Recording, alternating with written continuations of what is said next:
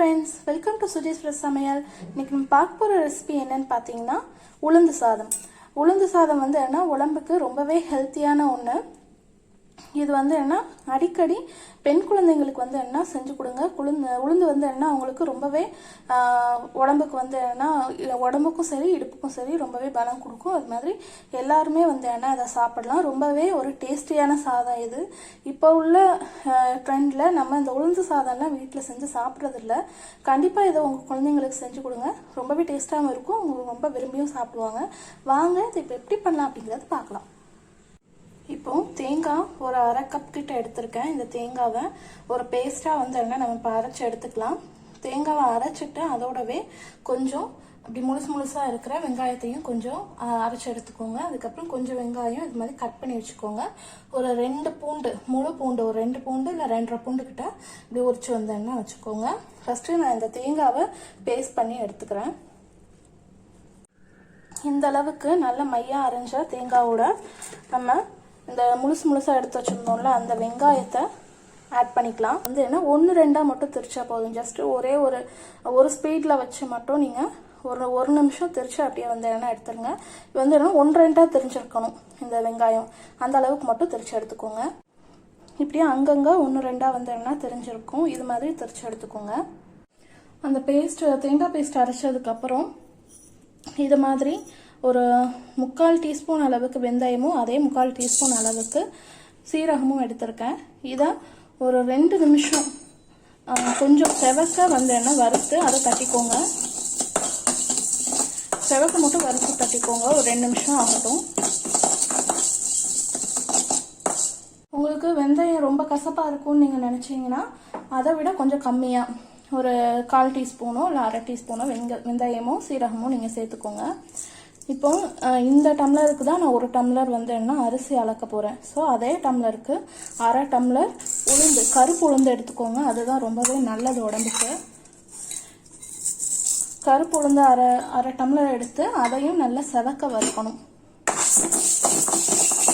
அதை ஃபுல்லாக வறுத்ததுக்கு அப்புறம் நான் காமிக்கிறேன். இந்த அளவுக்கு இந்த உளுந்தை வறுத்ததுக்கு அப்புறம் நம்ம அரிசியையும் உளுந்தையும் வந்து என்ன கழுவிக்கலாம். கழுவிட்டு அதுக்கப்புறம் உங்களுக்கு என்ன பண்ணணும் அப்படிங்கறத நான் சொல்றேன். இப்போ நான் இந்த அரிசியும் உளுந்தையும் நல்லா கழுவி எடுத்துக்கிட்டேன். இதோட நம்ம எடுத்து வச்சிருந்த இந்த வெங்காயம் அதுக்கப்புறம் பூண்டு அதுக்கடுத்து அந்த வெந்தயம் சீரகம் எல்லாம் வறுத்து வச்சிருந்தோம்ல எல்லாத்தையும் உள்ள ஆட் பண்ணிக்கலாம். நான் ஆட் பண்ணிட்டு காமிக்கிறேன். இதெல்லாம் ஆட் பண்ணதுக்கப்புறம் இதில் ஒரு 1/2 டீஸ்பூன் அளவுக்கு மஞ்சள் தூள் ஆட் பண்ணிக்கலாம். அதுக்கடுத்து இதுக்கு தேவையான அளவு உப்பு. இதுக்கடுத்து இதில் உள்ள தண்ணி வந்து என்ன ஆட் பண்ணணும். இப்போ நான் வந்து 1 டம்ளர் அரிசியும் 1/2 டம்ளர் உளுந்தும் எடுத்திருக்கேன். ஸோ இதுக்கு 3 டம்ளர் தண்ணி வந்து என்ன நான் வச்சுக்கிறேன். 3 டம்ளர் தண்ணி வச்சிங்கன்னா இதுக்கு சரியா இருக்கும்.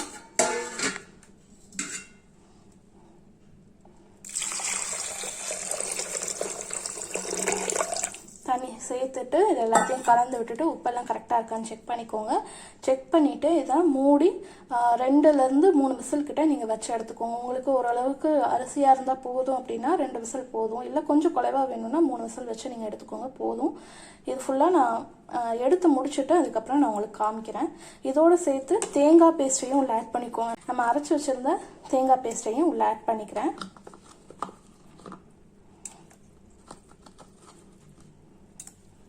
ஃபுல்லாக ஆட் பண்ணிவிட்டு கலந்துட்டு நீங்கள் உப்பு கரெக்டாக இருக்காங்க செக் பண்ணிவிட்டு 2-3 விசில் விட்டு நீங்கள் எடுத்துக்கோங்க. ஃபுல்லாக நான் முடிச்சுட்டு உங்களுக்கு நான் காமிக்கிறேன்.